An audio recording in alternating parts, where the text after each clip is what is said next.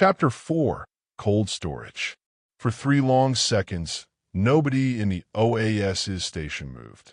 The silence was thick, broken only by the steady, mechanical hum of the beverage coolers resuming their normal key.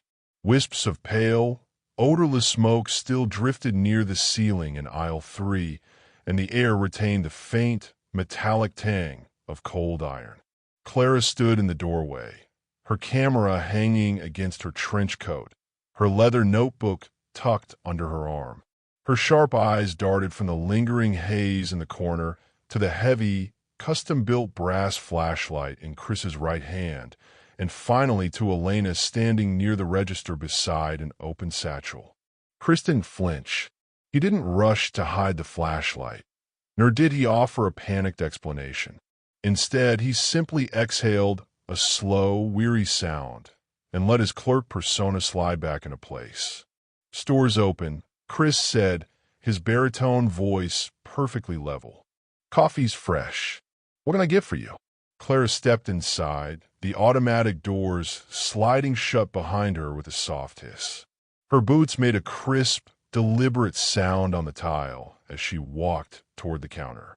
"I'm looking for the night manager," Clara said, adjusting her camera strap. "I'm Clara Vance, with The Observer." "You're talking to him," Chris replied smoothly. He turned to Elena, offering a polite, distant nod as if she were just another traveler passing through. "Will that be all for you tonight, ma'am?" Elena didn't miss a beat. She seamlessly caught the handoff, zipping her satchel shut with a brisk movement. "Just the coffee, thanks. Keep the change." She tossed a few bills onto the glass, picked up her paper cup, and walked toward the exit without giving Clara a second glance. The front bell chimed bright and clear as Elena stepped out into the damp morning air, leaving Chris and Clara alone in the store. Clara watched Elena head out toward her car, taking mental notes on the satchel and the dark coat, before turning her attention back to Chris. She gestured toward the faint haze in aisle 3. "Smells like something burnt out back there," Clara noted, taking a slow step toward the soda fountain. "Bad wiring? Old ballast in a light fixture." Chris lied easily, picking up a silver polishing rag. He stepped out from behind the register, moving with a slow, deliberate stride that placed his body directly between Clara and the corner. Building was put up in the 70s. Fixtures give out when a voltage fluctuates. "Voltage fluctuates a lot out here, does it?" Clara asked, pulling out a pen. Her tone was conversational, but her eyes were scanning the linoleum near his boots. "Rural grid," Chris said, crouching down near the soda fountain with his rag. He moved casually, scrubbing at the thin layer of dry, gray ash on the tile. To anyone else, it looked like a clerk wiping up a spilled fountain drink. To Clara, the rhythm of his hands was too practiced, too precise. Power company doesn't spend much time maintaining the lines east of the county line. "Interesting," Clara murmured, clicking her pen, "because less than an hour ago, the automated relay up at Miller's Creek Silo had an unexpected shutdown. Same time the power flickered down on County Road 8. Chris didn't pause his wiping. "Silo's old, too. Everything out here is old, Miss Vance." "And the flashlight?" Clara asked gently, pointing her pen toward the heavy, brass-headed maglite resting on the bottom shelf of his stocking cart. "That looks a little heavy for changing light bulbs." Chris straightened up, his knees giving a sharp, dry click. "Gets dark in the side lot, and coyotes come up off the ditch." Clara smiled, a small, sharp expression that showed she appreciated the craftsmanship of his stonewalling. She reached into her pocket and set a folded copy of her county map on the glass counter, complete with red pushpins tracing the line of anomalies leading directly down Highway 42. "I've been tracking these ballast failures for 3 months, Chris," she said softly, leaning closer. "Every time an equipment failure happens in town, the records show a temperature drop and a gray residue left behind. And every single time, The trail traces back out here. You're chasing shadows, Miss Vance, Chris said quietly. Highway 42 is just a long stretch of empty road. People see what they want to see when they're tired. Ding ding.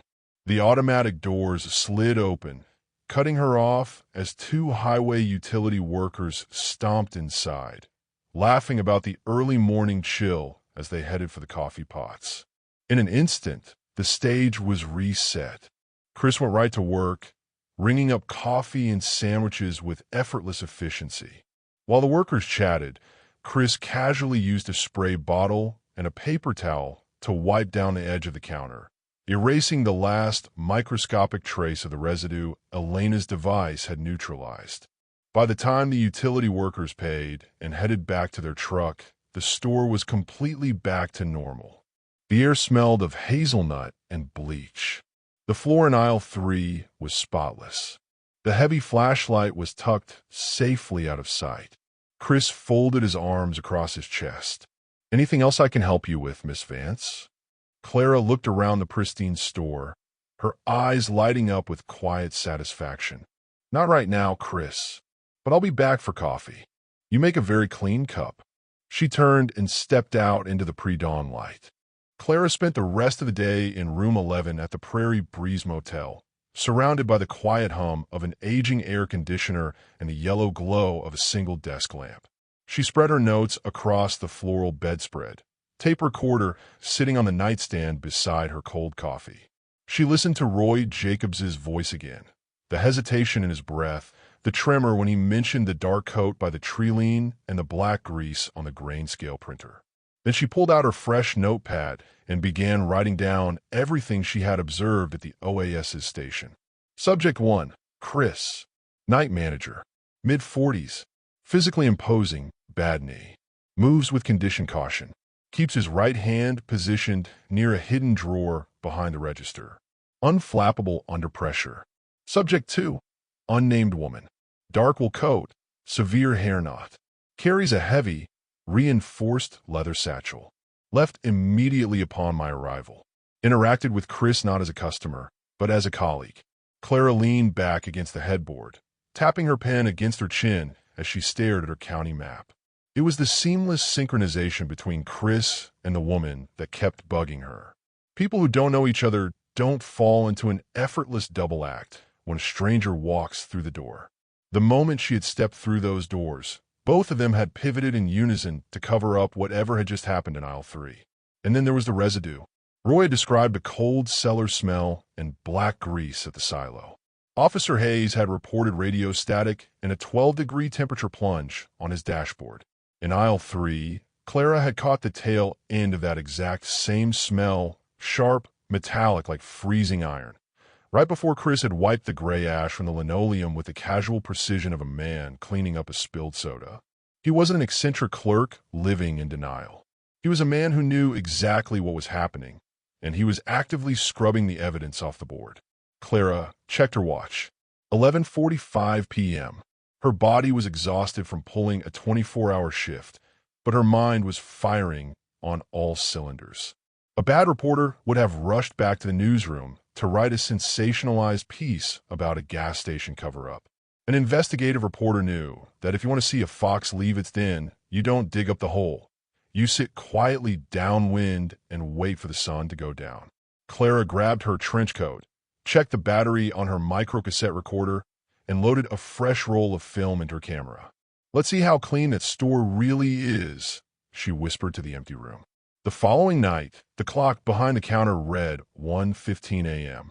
The highway was dead quiet. Chris was back on shift, working his way through a stack of inventory clipboards. He had spent the day sleeping off his night, but the quiet hum of the Oas-Is was right back to its usual cadence. Then the front doors chimed. Clara walked in, looking remarkably focused for 1 in the morning. She was wearing her trench coat, carrying her camera, and holding a small thermos. She gave Chris a brief, knowing nod, bought a fresh cup of hazelnut coffee, and settled into the window booth near the front entrance. She wasn't asking questions tonight. She was staging an open stakeout. At 1:40 a.m., the doors chimed again. Elena walked in, wearing a dark canvas jacket. She offered a quick glance toward Clara in the booth before approaching the counter. "Forget something?" Chris asked softly as he wiped down the coffee station. "Grab a room at the motel down the road," Elena murmured, reaching for a bottle of water. Car felt sluggish coming off the highway. "Figured I'd let the local shop look at it in the morning." Chris gave her a dry, knowing look. Elena could rebuild a transmission in a snowstorm. She was staying close because she knew the corridor was shifting and she wasn't leaving him alone with a sharp reporter watching his every move. "Engine trouble," Chris muttered. "Right. It pays to be thorough," Elena replied smoothly. Before Chris could respond, a heavy air brake hiss shook the side parking lot. A massive 18-wheeler refrigerated freight truck pulled up alongside the loading bay. The faded blue stencil on the trailer read Midwest Cold Line Logistics. The driver climbed down, a tall, weary man in a heavy winter parka. He pushed through the front doors, his breath coming out in faint white plumes that seemed absurdly dense, even for a chilly October night. "Got your frozen delivery," the driver rasped, his voice flat and drained. He slid a clipboard across the counter. "Ice cream, frozen meals, bag ice. Truck got delayed 3 hours in a thick bank of fog up near the county line, so I need to unload quick." Chris looked at the man's hands. His fingers were stiff, the skin around his knuckles a pale, bloodless gray. A subtle chill washed across the counter, a slow, creeping cold radiating directly from the driver's clothes. Chris signed the manifest, his instincts instantly coiling. "I'll help you load the freezer racks. I'll grab a coffee while you two work," Elena said, stepping toward the back hallway to keep herself positioned between the loading corridor and the main floor.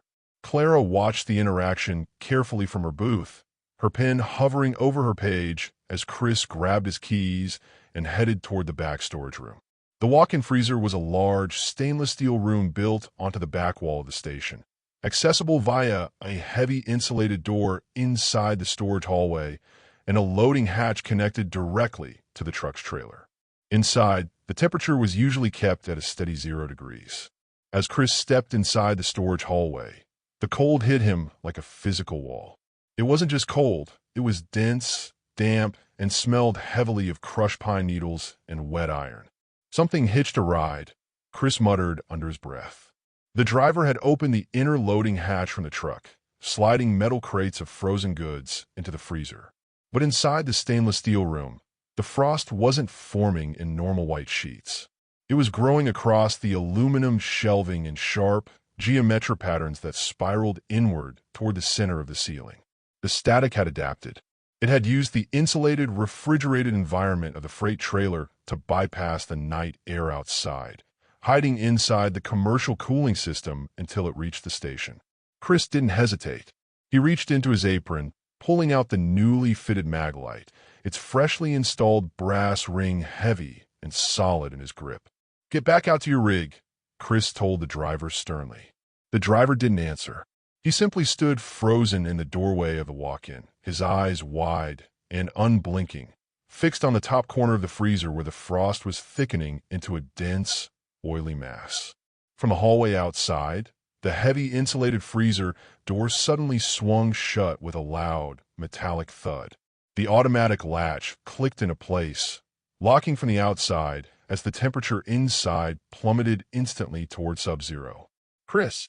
Elena's voice called out from the storage hallway, followed by the sound of her pounding against the heavy steel door. The latch jammed. The lock is freezing over. Inside the walk-in, the overhead bulb flickered and died, plunging the steel room into darkness. The oily mass on the ceiling uncoiled. It didn't take the shape of a tall figure. It slid along the frost-covered walls like a web of black frost, its movement accompanied by a high-pitched, metallic shrieking that vibrated directly through the stainless steel panels.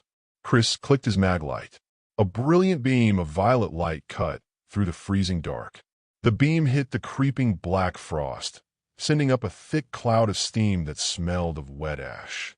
The entity shrieked louder, its shadowy tendrils whipping out to strike the light, slamming against the heavy brass ring at the head of the flashlight with the force of a swinging sledgehammer.